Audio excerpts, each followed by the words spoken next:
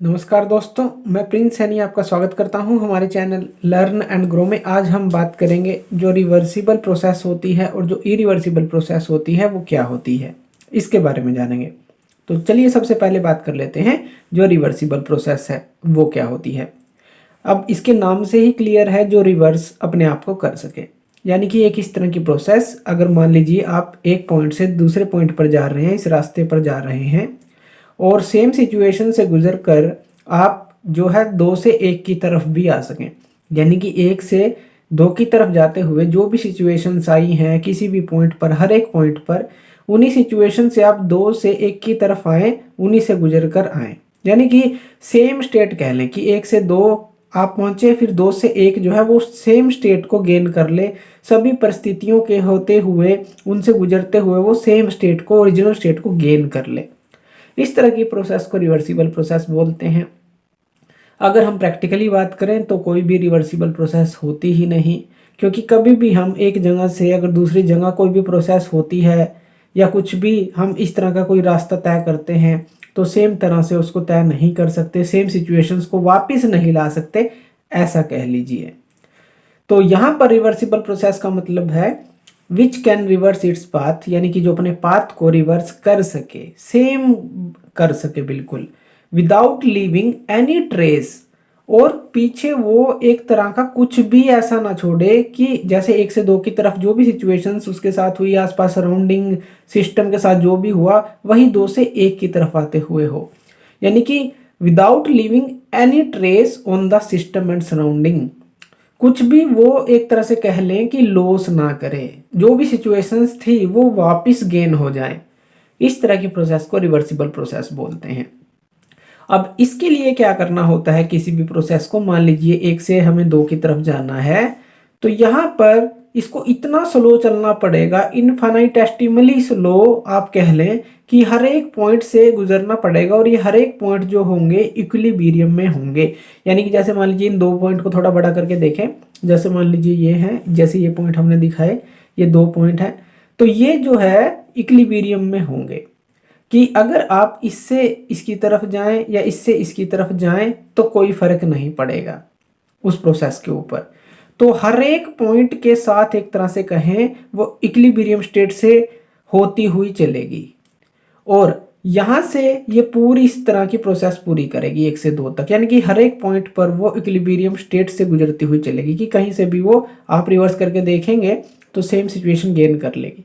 इस तरह की प्रोसेस को हम रिवर्सिबल प्रोसेस बोलते हैं। और अगर हम इसको पीवी डायग्राम के अंदर बनाएं, जैसे प्रेशर वॉल्यूम डायग्राम हमने बनाई है, तो इसको हम ऐसे दिखा सकते हैं। जैसे मान लेते हैं ये फर्स्ट है, ये सेकंड है, तो इस तरह से अगर हम दिखाएं तो इसको एक हम डार्क लाइन से दिखा सकते हैं, जैसे 1 से 2 की तरफ या 2 से 1 की तरफ दिखा सकते हैं। तो ये डार्क लाइन के साथ हम दिखाते हैं, ये हमारी रिवर्सिबल प्रोसेस होती है। इसके अलावा हमने बात की कि कोई भी प्रोसेस रिवर्सिबल होती नहीं अगर प्रैक्टिकली बात करें, तो इसलिए लगभग जो सभी प्रोसेस हैं वो इरिवर्सिबल होती हैं। इरिवर्सिबल प्रोसेस कौन सी होती है? Which can not retrace its path exactly, यानी कि जो अपने पाथ को एग्जैक्ट ट्रेस ही ना कर पाए, यानी कि 1 से 2 की तरफ गया वो, तो वापस जब आए तो एग्जैक्टली वो ट्रेस ना कर पाए। जैसे मान लीजिए 1 से 2 की तरफ आया इस तरह से, और जब ये 2 से 1 की तरफ जाने लगा तो ये 1 पे ना जाके मान लीजिए यहाँ पर आ जाता है, यहाँ पर, यहाँ से तो यहाँ गया, लेकिन यहाँ से मान लीजिए यहाँ पर आ गया, क्योंकि ये एग्जैक्ट अपने पाथ को ट्रेस कर ही नहीं सकता। तो इरिवर्सिबल प्रोसेसेस होती हैं, उनको हम कैसे शो करते हैं अगर हम ग्राफ की बात करें, जैसे यहाँ पीवी डायग्राम है, जैसे एक स्टेट ये हो गई और एक स्टेट ये मान लेते हैं, तो इन दोनों के बीच में हम एक डॉटेड लाइन से इसको दिखाते हैं, तो ये डॉटेड लाइन से होगी। जैसे मान लेते हैं कि ये फर्स्ट स्टेट थी, ये सेकंड स्टेट थी, तो ये जो है डॉटेड लाइन से हम दिखाते हैं। तो ये ध्यान रखना है कि इसको हम डॉटेड लाइन से शो करते हैं जो भी इरिवर्सिबल प्रोसेस होती है हमारे पास। अब ये इरिवर्सिबल प्रोसेस होती क्यों है? क्योंकि इसके अंदर जो इंटरमीडिएट स्टेट होती हैं 1 से 2 की तरफ आते हुए, जितनी भी इंटरमीडिएट स्टेट होंगी वो जो है इक्विलिब्रियम स्टेट नहीं होंगी, यानी कि जो प्रॉपर्टी होंगी इंटरमीडिएट स्टेट की वो वेल डिफाइंड एक तरह से हम कहें कि वो नहीं होगी। तो इसीलिए हम इसको जो है एक डार्क लाइन से नहीं डॉटेड लाइन से दिखाते हैं। और ये जो पाथ होता है इस तरह की इरिवर्सिबल प्रोसेसेस का 2 स्टेट के बीच में, इसको हम डॉटेड लाइन से ही शो करते हैं, ये जो पाथ है, क्योंकि ये अनसर्टेन होता है।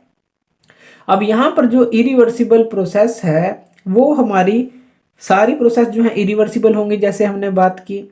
तो ये ऐसा हो सकता है कि थोड़ी बहुत यानी कि स्मॉलर अमाउंट में इरिवर्सिबल हो या ग्रेटर अमाउंट में हो। ऐसा हो सकता है कि जो प्रोसेसेस हैं इरिवर्सिबल वो थोड़ी अमाउंट में आप कह सकते हैं या बहुत ही ज़्यादा अमाउंट में होती हैं, लेकिन रिवर्सिबल प्रोसेस यानी कि ये पूरी तरह से ट्रेस करने वाली प्रोसेस हमारे पास होती ही नहीं। प्रैक्टिकली बात यहाँ पर हम कुछ एग्जांपल ले लेते हैं इरिवर्सिबल प्रोसेस के, तो इससे हम इसको अच्छी तरह से समझ पाएंगे।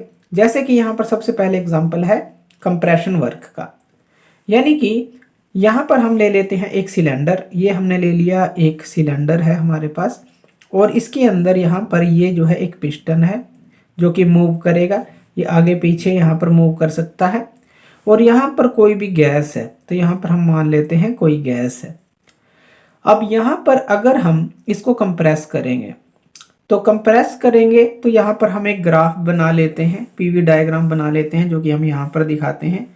जैसे ही कंप्रेस करेंगे तो यहाँ पर हम ये स्टेट्स ले लेते हैं कि ये फर्स्ट स्टेट है, ये सेकंड स्टेट है, क्योंकि कंप्रेस करेंगे तो ये जो है इस तरह से हम दिखा देते हैं कि फर्स्ट से सेकंड की तरफ गए। कंप्रेस करेंगे यानी कि यहाँ पर जो है प्रेशर इंक्रीज होगा। जैसे कि जब भी इसको हम कंप्रेस करेंगे तो यहाँ पर यही दिखाया हमने कि वॉल्यूम जो है यहाँ पर डिक्रीज की तरफ जा रही है। अगर हम ये दो लाइन लगाएं यहाँ पर तो डिक्रीज हो रही है, और जो प्रेशर है वो इंक्रीज हो रहा है। तो यहाँ प्रेशर कम था, यहाँ प्रेशर ज़्यादा है क्योंकि कंप्रेस की है हमने गैस। अब यहाँ पर अगर कोई फ्रिक्शन ना हो और इसको हम वापस यानी कि इस पिस्टन से हम वर्क ले तो सकते हैं, लेकिन अगर यहाँ पर कोई फ्रिक्शन हम ना माने, नेगलेक्ट कर दें सिलेंडर और पिस्टन के बीच का, या कोई भी किसी भी तरह का जो लॉस है मोलिक्यूल के बीच का फ्रिक्शन, इस तरह की आइडियल गैस मान लें इसको, तब तो जो वर्क मिलेगा हमें, जब ये जैसे मान लीजिए ये पिस्टन यहाँ पर आ जाता है, यहाँ पर इसको गैस को कंप्रेस कर देता है, यहाँ से यहाँ मूव किया। अब जब ये वापस आएगा इस तरफ तो बहुत ही स्लो इसको चलना पड़ेगा, आइडियल गैस हमें माननी पड़ेगी, किसी भी तरह का लॉस हमें नहीं यहाँ पर लेना होगा, फ्रिक्शन भी हम यहाँ पर नहीं मानेंगे, तब तो ये रिवर्सिबल प्रोसेस होगी। नहीं तो क्या होगी, इरिवर्सिबल प्रोसेस होगी। और हमें पता है प्रैक्टिकली ऐसा पॉसिबल नहीं है कि किसी भी तरह का लॉस यहाँ पर ना हो, गैस भी हमारी आइडियल हो, इनके बीच में भी लॉस ना हो, मॉलिक्यूल्स भी जो हैं एक तरह का कोई भी फ्रिक्शन ना करें, किसी भी तरह की सराउंडिंग के साथ भी यहाँ पर इसकी इंटरेक्शन ना हो, तो ये पॉसिबल नहीं है। तो इसलिए ये इरिवर्सिबल प्रोसेस होगी, जैसा कि हमने यहाँ पर ग्राफ में दिखाया।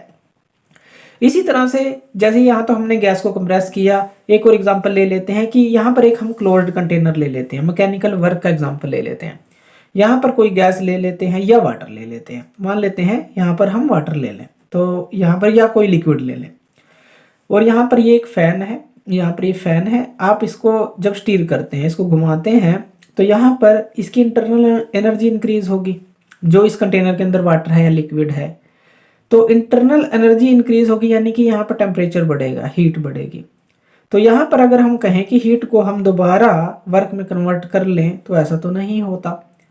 तो यहाँ पर ये भी एक तरह की इरिवर्सिबल प्रोसेस। यहाँ पर अगर हम बात करें इसकी पीवी डायग्राम की, तो वो हमारे पास किस तरह का बनेगा, वो हमारे पास बनेगा ये 1 से 2 हम यहाँ पर स्टेट ले लेते हैं। अब ये जो प्रोसेस होगी कांस्टेंट वॉल्यूम प्रोसेस होगी। यहाँ पर जो हमारे पास सिस्टम था, इसके अंदर हमने एक पैडल व्हील लिया था जो कि स्टीर कर रहा है, इसके अंदर जो मास ऑफ फ्लूइड है।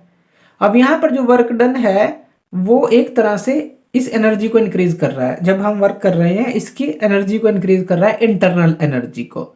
यहाँ पर टर्बुलेंस होगी, फ्लूइड के अंदर फ्रिक्शन होगा स्टीयरिंग एक्शन के कारण, जिससे कि यहाँ पर हीट बढ़ेगी, और इसी के कारण से क्या होगा, इरिवर्सिबिलिटी आ जाती है प्रोसेस के अंदर। क्योंकि जैसा हमने कहा कि फ्रिक्शन हो जाए या टर्बुलेंस आ जाए तो उसी सिचुएशन को तो हम गेन नहीं कर पाएंगे। उसके बाद बात कर लेते हैं जो हीट ट्रांसफर होता है।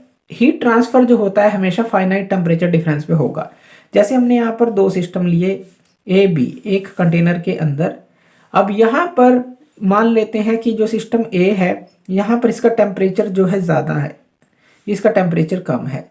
अगर ये बीच का जो हमने पार्टीशन किया है, बाउंड्री जो है, इसको हटा दें तो यहाँ से, या कहें कि ये जो बाउंड्री है इसके आर पार हीट जा सकती है, ऐसा कह लें, तो यहाँ से ए सिस्टम से बी की तरफ जो है हीट ट्रांसफ़र होगी, यही होगा।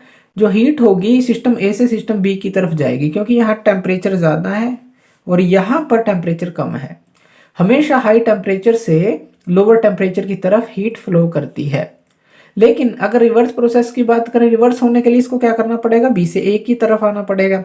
ऐसा हो नहीं सकता, क्योंकि यहाँ पर हमेशा जो हीट जहाँ पर ट्रांसफर होगी वो हाई टेम्परेचर से लोअर टेम्परेचर की तरफ होगी, या कहेंगे टेम्परेचर डिफरेंस के कारण ही यहाँ पर हीट ट्रांसफर होगी। तो यहाँ पर कर तो सकते हैं हम बी से ए की तरफ ट्रांसफर, लेकिन उसके लिए हमें कुछ और चेंजेस करने होंगे, सराउंडिंग्स के अंदर चेंज करने होंगे, अलग तरह के चेंज करने पड़ेंगे, काम करने पड़ेंगे। तो लेकिन यहाँ पर हमें इसका टेम्परेचर बढ़ाना पड़ेगा किसी भी तरह से, फिर से बी से ए की तरफ हो सकती है। यानी कि जब तक ए का टेम्परेचर ज़्यादा रहेगा तो बी की तरफ ही वो फ्लो करेगी, बी से ए की तरफ नहीं जा सकती। तो इसीलिए ये भी एक इरिवर्सिबल प्रोसेस हो जाती है। या ऐसा कह सकते हैं जो डिफरेंस इन टेम्परेचर है वो इतना इनफाइनेटेसिमल होना चाहिए मात्रा के अंदर कि जो हीट ट्रांसफर है वो रिवर्सिबल हो सके। तो बहुत ही वो हम कर नहीं सकते, फिर तो ये यहाँ पर आ जाएगा एक तरह की इक्विलिब्रियम की स्टेट, फिर तो आ जाएगी। लेकिन अगर टेम्परेचर ज़्यादा है किसी भी सिस्टम का तो ज़्यादा से कम की तरफ ही फ्लो करेगा। उसके बाद एक और एग्जांपल ले लेते हैं फ्रिक्शन का। जैसे कोई व्हीकल है, आप व्हीकल लेके जा रहे हैं, अब मूव कर रही है, जैसे ही आप यहाँ पर ब्रेक अप्लाई करते हैं, ब्रेक अप्लाई करने से क्या होता है, यहाँ पर जो काइनेटिक एनर्जी होती है वो हीट में कन्वर्ट हो जाती है। लेकिन हम इस हीट को काइनेटिक एनर्जी में तो नहीं कन्वर्ट कर सकते, तो यहाँ पर ये भी इरिवर्सिबल प्रोसेस हो जाती है। इसी तरह से यहाँ पर फ्री एक्सपेंशन का एग्जांपल ले लेते हैं और मिक्सिंग का एग्जांपल ले लेते हैं। फ्री एक्सपेंशन के अंदर क्या है, मान लीजिए एक तरफ आप गैस ले लेते हैं और एक तरफ आप वैक्यूम ले लेते हैं। यहाँ पर ये क्या है, वैक्यूम है हमारे पास, ये वैक्यूम हो गई। अगर आप इस डायफ्रागम को हटाते हैं, बीच में डायफ्रागम आपने लगाया है, एक पार्टीशन कर दिया है, तो गैस जो है फ्रीली इस तरफ मूव करनी स्टार्ट हो जाएगी। अब इसके अंदर क्या होता है, ये जो वेसल है, ये भी ध्यान रखना है, ये इंसुलेटेड वेसल होता है, यानी कि सराउंडिंग के साथ इसका कोई लिंक नहीं है जो ये वेसल है। अभी इंसुलेटेड वेसल है, डायफ्रागम के साथ हमने इसको दो हिस्सों में बांट दिया। यहाँ पर एक कंपार्टमेंट के अंदर हमने गैस रख दी और दूसरे जो हमारे पास हिस्सा है यहाँ पर वैक्यूम हमने कर दी। तो यहाँ पर अगर डायफ्रागम को हम हटाएंगे तो जो गैस है वो एक्सपेंड करना स्टार्ट कर देगी, यानी कि इस जो वैक्यूम है, इवैक्यूएटेड चैम्बर कह लें, इसके अंदर आना स्टार्ट कर देगी। अब यहाँ पर कोई वर्क नहीं हमने किया, कोई हीट इंट्रैक्शन नहीं हो रही, क्योंकि ये इंसुलेटेड चैम्बर है। तो यहाँ पर ना तो कोई वर्क हो रहा है ना कोई हीट इंट्रैक्शन हो रही है सिस्टम और सराउंडिंग के बीच में, और इसी प्रोसेस को हम फ्री एक्सपेंशन बोलते हैं। अब एक्सपेंशन प्रोसेस के अंदर क्या हो रहा है कि जो एक पोर्शन है सिस्टम का वो वर्क कर रहा है, एक तरह से ये वाला पोर्शन इसके ऊपर वर्क कर रहा है, लेकिन ये इसका इंटरनल इफेक्ट है, बस सिर्फ इसका इंटरनल इफेक्ट। तो ये जो सिस्टम है यहाँ पर कोई वर्क हमने नहीं किया, बाउंड्रीज के ऊपर कोई वर्क नहीं हुआ, हीट एडिशन नहीं हुए। तो यहाँ पर अगर हम बात करें कि इसकी अगर इनिशियल स्टेट को हमें गेन करना हो तो वो तो हम नहीं कर सकते, कि जो इनिशियल स्टेट है सिस्टम की, सराउंडिंग की, उसको रिस्टोर नहीं किया जा सकता। कब तक नहीं किया जा सकता, जब तक आप कोई एनर्जी सप्लाई नहीं करते एक्सटर्नल सोर्स से, लेकिन फिर भी वो आप पॉसिबल जो है पूरी तरह से नहीं कर पाएंगे, तो ये भी इरिवर्सिबल प्रोसेस हो गई। तो ये आप समझ गए कि फ्री एक्सपेंशन भी इरिवर्सिबल प्रोसेस होगी। इसी तरह से जो मिक्सिंग होती है, मिक्सिंग के अंदर आप गैसेस ले सकते हैं, या जैसे यहाँ पर हमने वाटर लिया या फ्लूइड लिया, इसके अंदर कोई साल्ट डाल दें, जैसे यहाँ पर साल्ट डाल दें, या दो गैसेस का मिक्सचर ले लें। इस तरह की प्रोसेसेस भी जो होती हैं इरिवर्सिबल प्रोसेस होती हैं, क्योंकि यहाँ पर भी जो है इसके अंदर मान लीजिए आपने साल्ट डाल दिया, तो यहाँ पर अगर आप साल्ट को अलग करना चाहते हैं तो उसके लिए आपको अलग से फिर प्रोसेसेस करनी पड़ेंगी, और फिर भी आप कंप्लीट इसको नहीं कर पाएंगे, उसकी जो पूरी ओरिजिनल स्टेट है वो रीगेन नहीं करवा पाएंगे। तो इसीलिए ये भी जो आ जाती है मिक्सिंग, जो हमारे पास आ जाती है, ये भी एक तरह की इरिवर्सिबल प्रोसेस होती है। अगर बात करें जो सारी रियल और नेचुरल प्रोसेसेस हैं वो इरिवर्सिबल ही होती हैं, क्योंकि यहाँ पर आप जो पहले वाली स्टेज है उसको प्रॉपर गेन नहीं कर पाते, कोई ना कोई लॉस रह जाता है। तो ये कुछ इरिवर्सिबल प्रोसेस के हमने एग्जांपल्स लिए। तो थैंक यू वीडियो देखने के लिए, और इसी तरह की वीडियोस के लिए आप हमारे चैनल लर्न एंड ग्रो पे हमें सब्सक्राइब कर सकते हैं। धन्यवाद।